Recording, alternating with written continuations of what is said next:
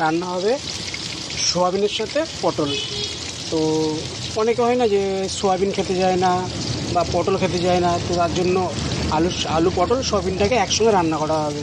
তাহলে কী হবে, কেউ পটল না খেলেও সোয়াবিনটা তো থাকবে, সোয়াবিন দিয়ে খেতে পারবে। তো আপাতত এখন আমি তেলের মধ্যে পটলটাকে ভেজে নিচ্ছি।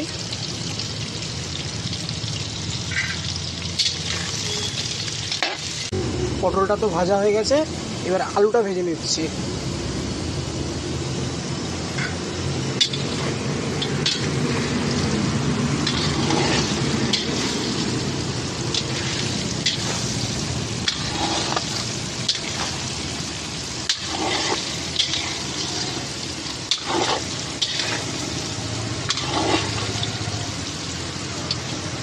আমি সোয়াবিন পটল তৈরি রান্না করব, তো তার জন্য আমি জল নিয়ে নিয়েছি।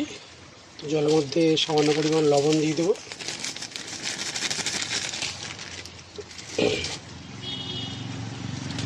একটু লঙ্কার গুঁড়ো দিয়ে দেবো,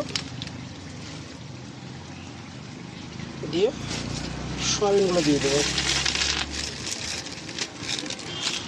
এতে সোয়াবিনটার ভেতরে লবণ আর ঝালটা ঢুকে যায় সেদ্ধ হওয়ার সময়। সেদ্ধ বলতে হাফ সেদ্ধ করবো, মশলার সাথে কষবো।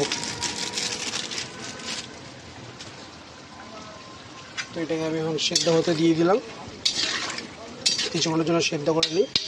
তেলটা গরম হয়ে এসছে, তো এই তেলে শুকনো লঙ্কা দিয়ে দিলাম,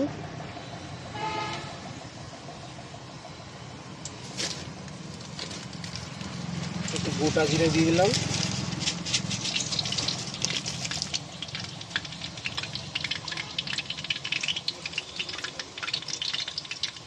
তেজপাতা দিয়ে দিলাম। তো এই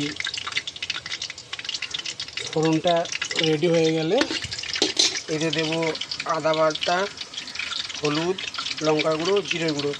এটাকে আমি এই তেলের মধ্যে দিয়ে দেবো। যেহেতু আমার আলু ভাজা আছে, পটলটাও ভাজা আছে, আর সয়াবিনটা হয়ে গেছে, এবার এই মশলাটা দিয়ে দিলাম।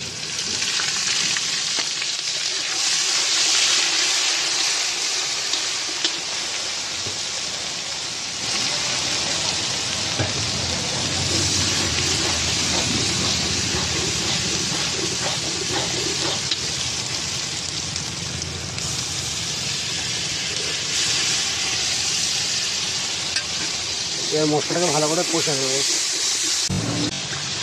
মশলা রেডি।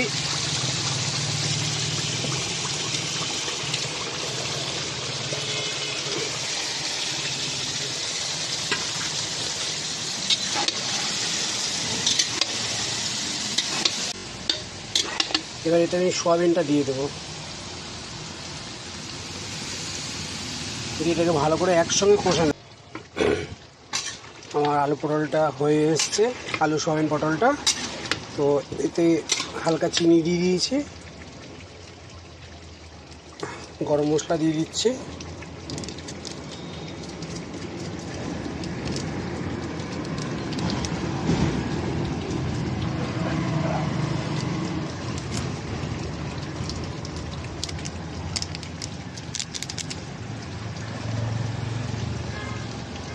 আর সামান্য পরিমাণে একটু ঘি দিয়ে দেবো, দিয়ে নেড়ে চেড়ে নামিয়ে নেব।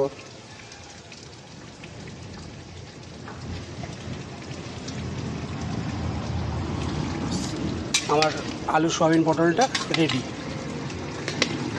এবার এটাকে নামিয়ে নেব।